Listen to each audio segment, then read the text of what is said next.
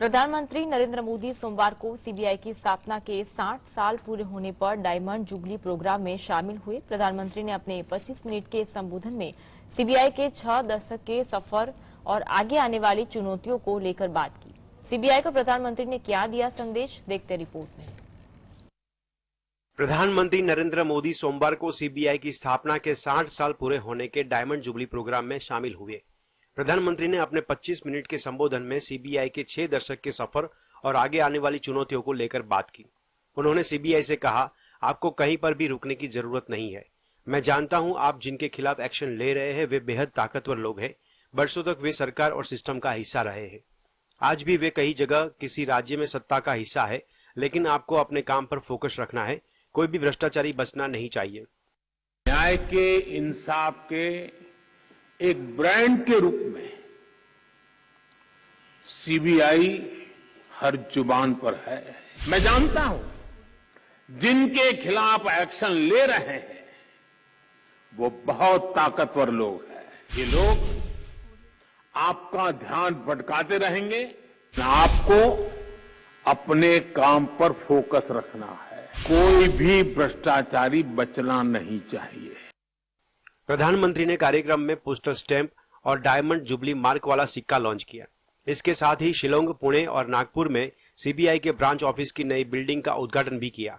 Bureau report, GSTV.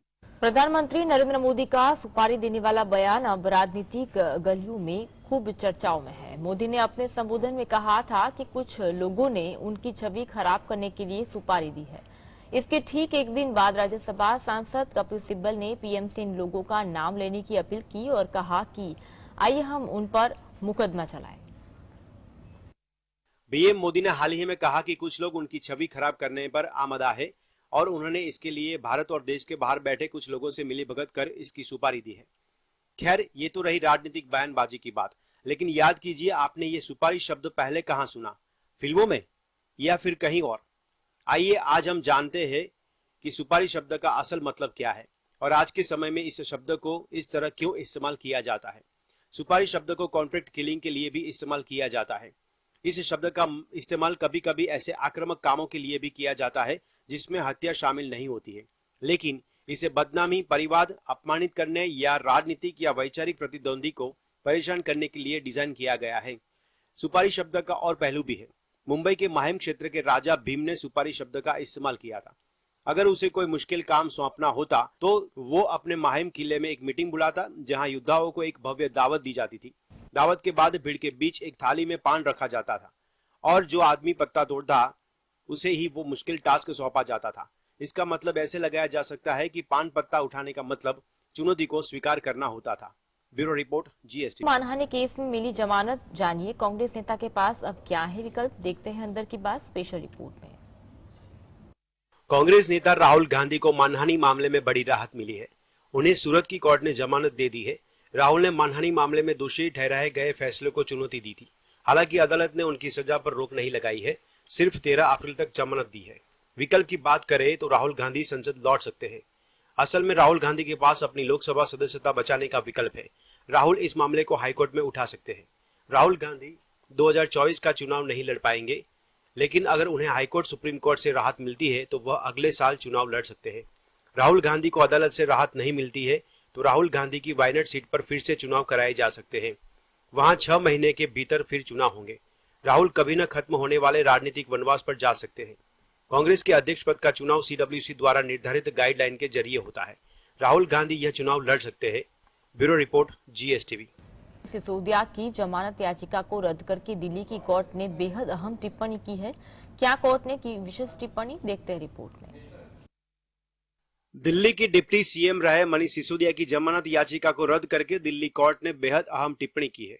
Court ने अपने फैसले में कहा कि सिसोदिया ही दिल्ली शराब घोटाले के मास्टरमाइंड है। उन्हें रिश्वत के तौर पर 90 से 100 करोड़ रुपए मिलने थे। अपने 34 पेज के आदेश में स्पेशल जज एमके नागपाल ने कहा कि आपराधिक षड्यंत्र में सिसोदिया ने ही एक्टिव रोल अदा किया। स्पेशल कोर्ट का यहां तक कहना था कि सारे सबूत आम आदमी पार्टी के नेता के खिलाफ है। वो साफ तौर पर इशारा कर रहे हैं कि सिसोदिया करप्शन में पूरी तरह से शामिल थे। स्पेशल जज एमके नागपाल ने कहा कि सिसोदिया को अरेस्ट करके सीबीआई ने कोई गुनाह नहीं किया है। न तो सीबीआई ने सुप्रीम कोर्ट के किसी आदेश की अवहेलना की है और न ही हाई कोर्ट की। सीबीआई ने सिसोदिया को तभी गिरफ्तार किया जब एजेंसी को लगा कि ये बेहद जरूरी था। Bureau report, GSTV. मौसम विभाग के अनुसार अप्रैल के महीने में तापमान में बदलाव होने की संभावना है। विभाग के मुताबिक कम से कम 10 राज्यों में हीट वेव पड़ने की आशंका है।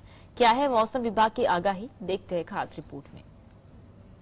दिल्ली समेत उत्तर भारत के कई राज्यों में फरवरी के महीने में ही गर्मी ने सितम ढाना शुरू कर दिया था।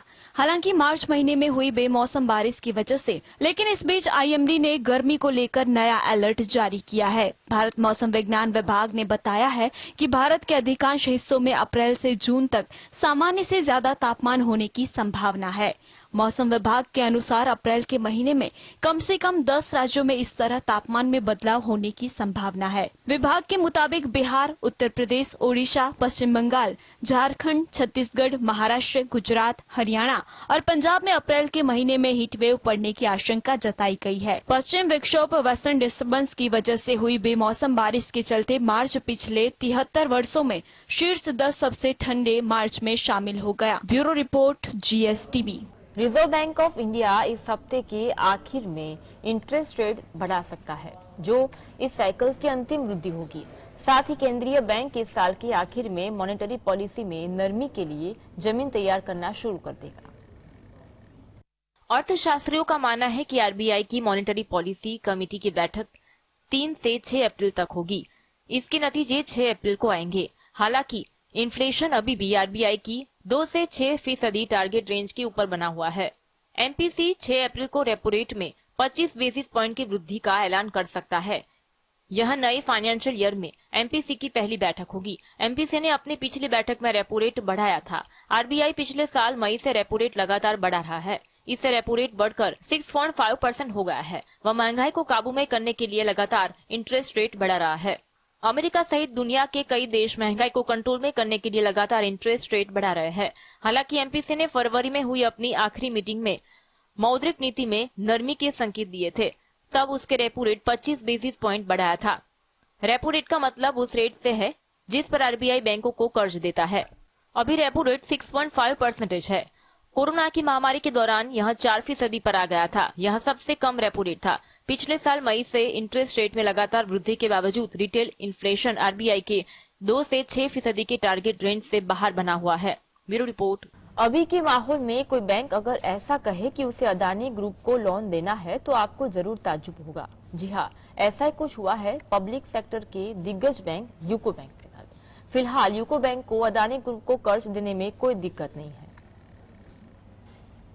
यूको बैंक के सीईओ और एमडी सोमा शंकरा प्रसाद ने एक इंटरव्यू में कहा कि ये उन सभी प्रोजेक्ट्स को लोन देने के लिए तैयार है जो कमर्शियल रूप से मजबूत है। अदानी ग्रुप का कोई प्रोजेक्ट अगर कमर्शियल तौर पर मजबूत है तो इसकी कोई वजह नहीं बनती कि इसे कर्ज ना दिया जाए। महत्वपूर्ण है कि अमेरिकी शॉर्ट सेलर हिंडनबर्ग रिसर्च की रिपोर्ट आने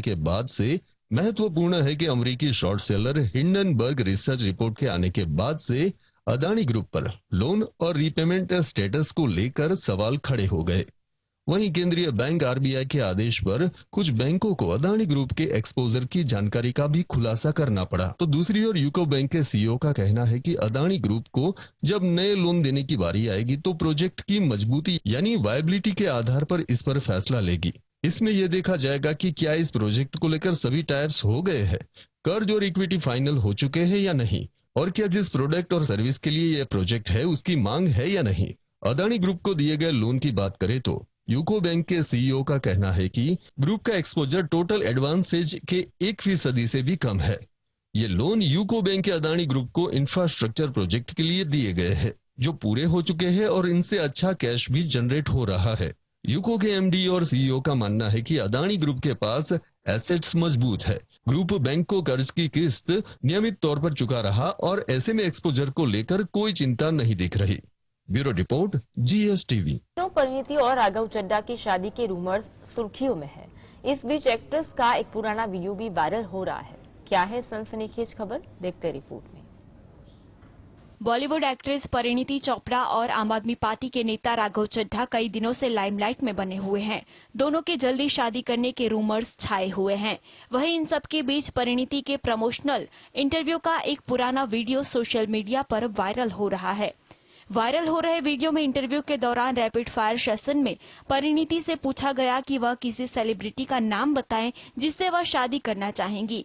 सबसे पहले परिणीति ने अपने अंदाज में ब्रैड पीट का नाम लिया। फिर जब होस्ट ने कहा कि किसी पॉलिटिशियन से शादी करने पर क्या कहना है, तो एक्ट्रेस ने फौरन कहा था, प्रॉब्लम ये है कि मैं किसी पॉलिटिशियन से शादी नहीं करना चाहती। बहुत सारे अच्छे ऑप्शन हैं, लेकिन मैं कभी भी किसी राजनेता से शादी नहीं करना चाहती। अब परिणीति राघव के साथ शादी करेंगी कि नहीं, उस पर सबकी नजर रहेगी। Bureau report, GSTV। Track pants पहनने आने पर पाबंदी लगाना चाहता है, जबकि हर जगह लोग आरामदायक पैंट पहनकर जाते हैं, चाहे वो दफ्तर ही क्यों न हो। सवाल यह है कि क्या वाकई में ट्रैक पैंट्स पहनने पर पाबंदी लगाई जा सकती है? देखते हैं खास रिपोर्ट में। ट्रैक पैंट्स लंबे समय से रोजमर्रा के फैशनेबल कपड़ों की सूची में शामिल हो चुका है। यह काफी आरामदायक और किफायती भी होता है। लड़की हो या लड़कियां, पुरुष हो या महिलाएं, सभी इसे पहन सकते हैं। यहाँ तक कि कई दफ्तरों में भी इसे पहनने पर किसी तरह की पाबंदी नहीं है। हालांकि जर्मनी के नॉर्थ राइन वेस्टफेलिया राज्य में वेल्मस्क्रिशन शहर स्थित एक हाई स्कूल में इस तरह के कपड़े पहनने की अनुमति नहीं है। ट्रैक पैंट्स पहनकर कक्षा में जाने की वजह से यहाँ के छात्रों को वापस घर भेज दिया गया था। दरअसल स्कूल में 2019 में पेश किया गया ड्रेस कोड लागू किया जा रहा था। जब यह बात मीडिया में पहुंची और उनकी आलोचना की गई, तो अपनी प्रतिक्रिया में स्कूल प्रबंधन ने कहा, हम अपने छात्रों को ऐसे कपड़े पहनने के लिए प्रोत्साहित करना चाहते हैं जो उन्हें चिल करने वाली स्थिति में न ले जाए। Bureau report, GSTV। यूक्रेन के बीच जारी युद्ध के बीच भारत लगातार मॉस्को के सस्ता कच्चा तेल खरीद रहा है। अमेरिका और चीन के बीच भारत की क्या है स्थिति? रूस के तेल का इतना प्यासा क्यों है भारत? देखते खास रिपोर्ट में। भारत रूस से सस्ता कच्चा तेल खरीदकर उसे रिफाइन कर बेच रहा है। इस तरह यूक्रेन युद्ध के 1 साल से भी अधिक समय के बाद भारत यूरोप को तेल का प्रमुख आपूर्तिकर्ता बन रहा है। नई दिल्ली के मॉस्को के साथ संबंधों को तोड़ने के लिए पश्चिमी दबाव का विरोध किया है और इसके बजाय पैसे बचाने और महंगाई को कम करने के अतिरिक्त लाभों के साथ अपने लंबे समय से सहयोगी रहे रूस के साथ व्यापार संबंधों को मजबूत करना चुना है। भारत अमेरिका और चीन के बाद दुनिया में कच्चे तेल का तीसरा सबसे बड़ा उपभोक्ता है और अपने तेल की जरूरतों को 85% आयात करता है। पहले इसके मुख्य आपूर्तिकर्ता मध्य पूर्व में थे, लेकिन अब रूस नंबर 1 पर है। अंतर्राष्ट्रीय ऊर्जा एजेंसी के मुताबिक भारत ने मार्च में रूस से 16 लाख बैरल प्रतिदिन कच्चे तेल की आयात की, जो उसके कुल तेल आयात का 40% है। Bureau report, GSTV।